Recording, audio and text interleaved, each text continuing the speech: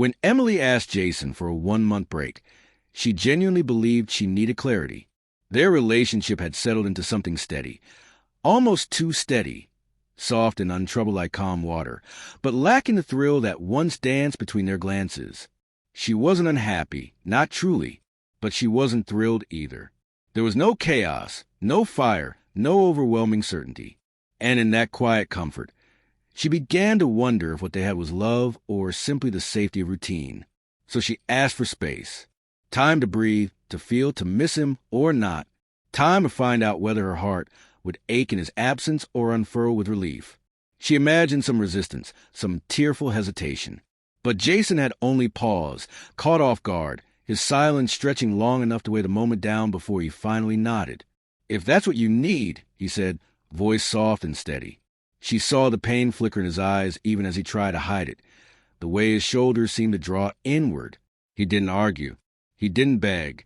And somehow, that hurt more than she'd expected. Still, she packed a bag and moved into Olivia's spare room, repeating to herself over and over again that it was only 4 weeks. Just time to think. Just space to breathe. The first day passed in a blur. Coffee dates with friends, a yoga class she barely remembered, and hours lost scrolling through her phone, trying to distract herself from the silence that followed her like a shadow. But every quiet moment became a crack in the wall she was trying to build, and through those cracks, memories of Jason poured in. She thought of the small things. How he always made her tea without being asked. How he texted every time he arrived somewhere, even if it was just a grocery store. The way he instinctively reached for her hand in crowded spaces, never thinking twice about it.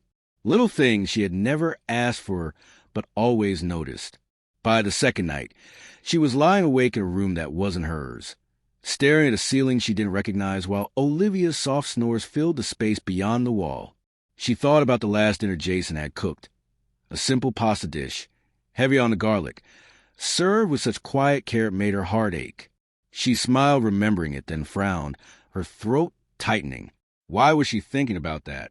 On the third day, she unlocked her phone and hovered over his name, thumbs poised to type. But the words felt too raw. "Hey, I miss you already." It sounded too soon, too fragile, too much like surrender. So she didn't send it. Instead, she scrolled through photos, snapshots of their lives stitched together like a quiet love letter.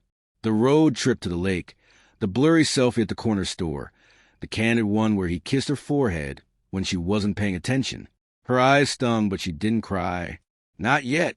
That afternoon, she ran into Brian, a charming old acquaintance who once fit the image of the man she thought she wanted. He flashed a grin, flirted with practiced ease, and invited her for coffee. Out of curiosity more than interest, she agreed. But 15 minutes in, she felt it. That hollowness beneath the surface of every word. The conversation felt strained, awkward, like trying on someone else's clothes. She found herself measuring each of his responses against Jason's, and Jason won, every single time. When she returned to Olivia's apartment, she dropped her bag by the door and sank into the silence. After a while, she picked up her phone and called her mother.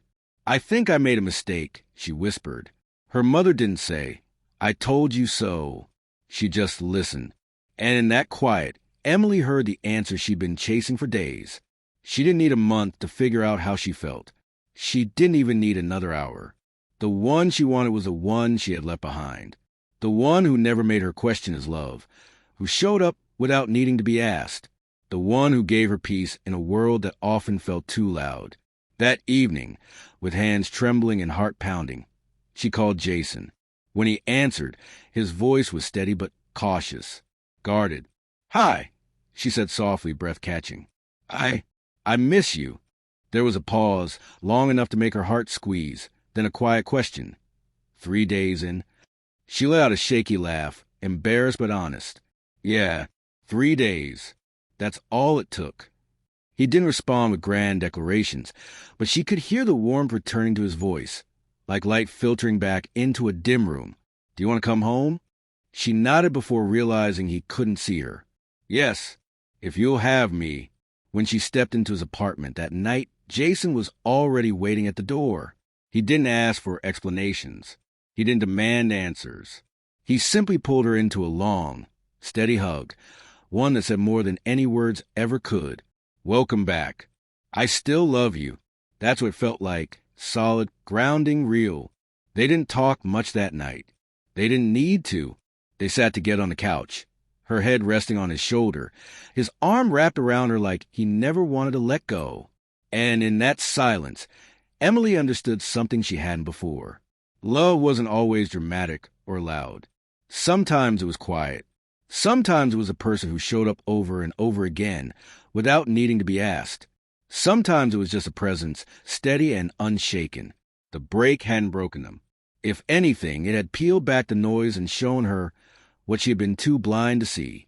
Jason wasn't just someone she could live with. He was the one she couldn't imagine living without. She hadn't needed 30 days of solitude to realize that. Just 3 quiet nights to finally hear her own heart, and it had never stopped calling his name.